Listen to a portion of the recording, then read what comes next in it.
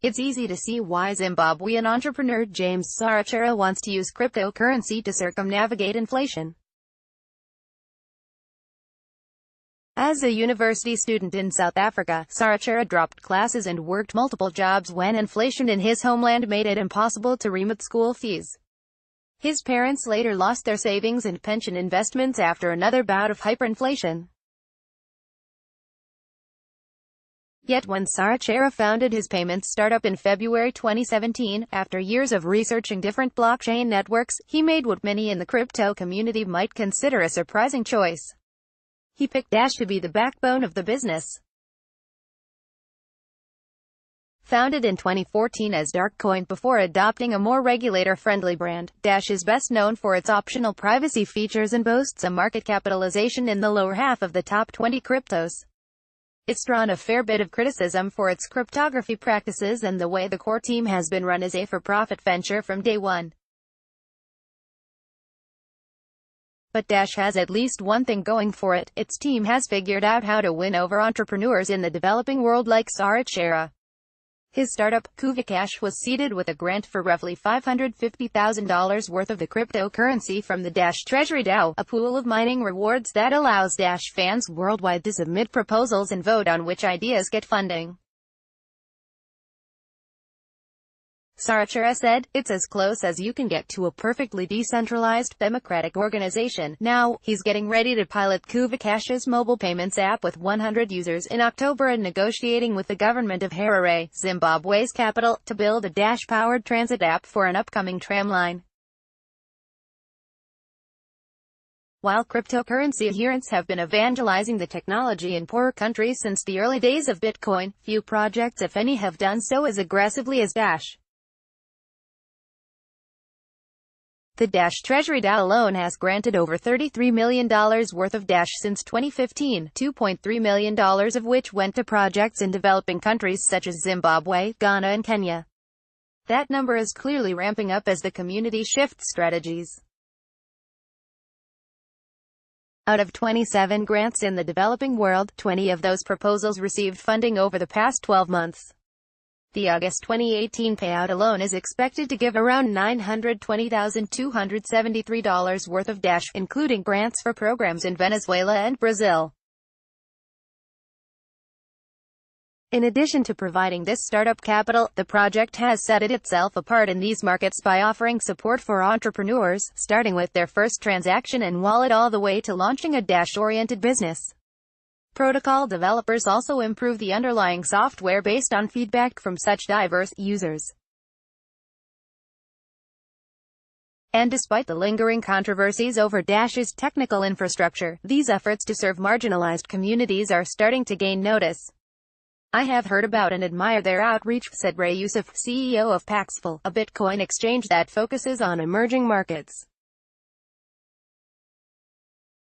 Boots on the ground. The Dash Core startup, which stewards the Dash network, learned people in the developing world can drive adoption on their own when given free capital and technical support. In the same way that you have a credit card that might say JP Morgan Chase on it, and it's powered by Visa, it's their own brand of services, and it's powered by Dash. Dash Core Group CEO Ryan Taylor told CoinDesk. According to Taylor, Dash is seeing the fastest adoption rates in places with high inflation and easy access to mobile phones.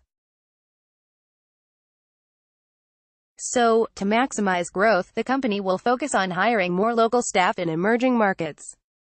"We're going to be putting a lot more resources into that corridor of countries that exhibit those attributes," Taylor said. Beyond funding, grant recipients also engage with Dash Core developers to provide feedback and get support on infrastructure development. "We have the ability to effect improvements, feedback on certain use cases and how those insights can be adjusted at the core platform level," Sarachera said, adding, "On-the-ground insight has led to them, Dash Core Group, modeling zero confirmation instance end, increasing the speed and capacity of instance end on the network." These high-performance protocol adjustments help lay the foundation to improve Dash's speed even further. Meanwhile, Dash Core Group employees often give away small amounts of crypto to users in places like Venezuela. To be sure, other blockchain projects have used similar tactics in developing countries. Some have rewarded locals for recruiting new users, such as the South African startup Walla, or worked with crypto exchanges to increase access, like the startup behind Zcash did by partnering with AIRTM exchange in Latin America. The Ethereum Foundation funds one-off research projects. Some Bitcoin projects are donating crypto to groups in the developing world. But Dash is doing all of the above, and starting to get some results. Take, for example, Venezuela, where according to the Dash Core Group, hundreds of merchants are now transacting with Dash thanks to local advocacy programs.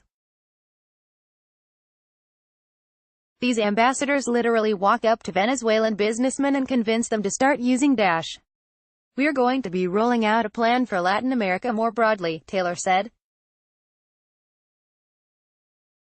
Venezuela has become our second largest market, yet these Venezuelan users aren't necessarily joining the broader crypto community.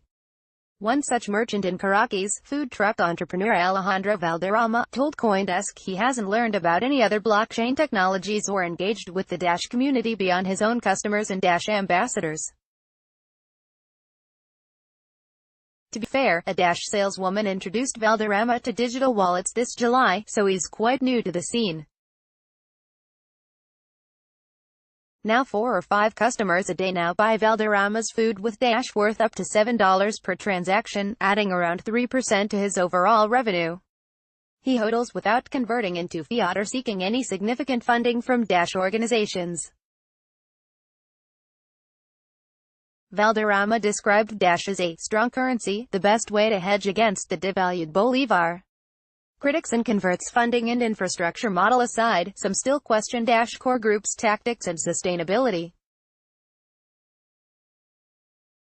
Critics say the Dash model artificially restricts supply with misaligned incentives since node operators and miners share fractional profits. Plus, it is far more expensive to operate a Dash node than a Bitcoin node, which some say hinders the network's decentralization. Blockchain consultant Tone Vase told CoinDesk he's concerned the Dash governance model isn't sustainable and the community's evangelizing tactics may confuse less tech-savvy consumers, adding, "If people convert their Dash into something that has a higher probability of lasting for a longer time, that's great. But if they don't, they will be scammed or lose all their value and hate all crypto going forward. Bitcoin is more secure and decentralized than Dash's experiments," Vase said. Bitcoin may not accommodate low-value transactions yet, but onboarding merchants with a Dash-only digital wallet troubles Vase. When asked about the risks of promoting an altcoin to unsophisticated consumers, Venezuelan business development lead Alejandro Echeverria, head of the Dash Merchant Program, pointed to Dash's educational efforts. These include monthly events drawing 500 attendees in Caracas and Dash Youth lectures at high schools and universities. "We are focused in Dash exclusively and we want people really use it as a daily currency," Echeverria said. On the other hand, Trisha Martinez, CEO of the Ethereum-powered wallet, told CoinDesk hiring local ambassadors to promote a single digital asset is the norm in emerging markets. Gathering feedback from novices is also invaluable to developers abroad, as is hands-on cooperation from sophisticated users like Sarachera in Zimbabwe. "These consumers need to be on our team," Martinez said. "They need to be building." As for the criticism about expensive nodes, Dash node operator Eric Sammons wrote a blog post that running such software is simply a job that requires collateral as a prerequisite. And in response to criticisms of mining and other technical aspects, the Dash Core Group published a statement that Dash is a work in progress able to deliver innovations without venture capital or a token sale because investors and users decide for themselves whether to support the project. Crypto Rail. Since there's no substitute for giving people tools to help themselves, Dash adoption may deliver the most impact in places where entrepreneurs run their own experiments with support from technical experts. Starting in October, Kuvacash will run a pilot with roughly 100 users to test the mobile app's remittance, merchant payments, and peer-to-peer money transfers.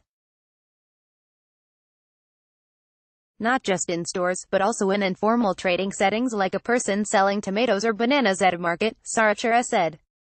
If the person that they are sending funds to doesn't have a smartphone, just a feature phone, we can allow them to get a reference number so they can go to our agents and cash out that way. Following the hyperinflation cycles over the past decade, most Zimbabweans use imported U.S. dollars because they no longer trust local bonds or banks. So, Kuvacash got a license to import dollars and is now deploying local agents who can help users cash out in person for fiat bills as needed. By 2019, Kuvacash aims to offer both peer-to-peer payments and crypto-powered transit accounts through the same wallet app to anyone in Harare who wants to use Dash. Representatives from the municipality of Harare confirmed they are negotiating a transit deal with Kuvacash, although it is not yet finalized. If all goes according to plan, commuters will use the mobile app pay for tram rides with Dash, which Kuvacash will promptly convert back into U.S. dollars for the tax collector. At the moment, it's difficult to regulate public transit in Zimbabwe, in terms of price gouging, safety, and taxation, because vehicles are mostly operated by individual drivers and owners.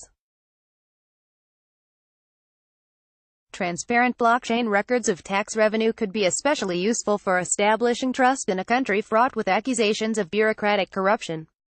Poor people, they can spend as much as 50% of their income on travel, Sarachara said, adding the new metro would offer reliable transportation for less than 50 cents. If we can help fix this, then we can exponentially increase their quality of life. Image via Dash Foundation. The leader in blockchain news, CoinDesk is a media outlet that strives for the highest journalistic standards and abides by a strict set of editorial policies. CoinDesk is an independent operating subsidiary of Digital Currency Group, which invests in cryptocurrencies and blockchain startups.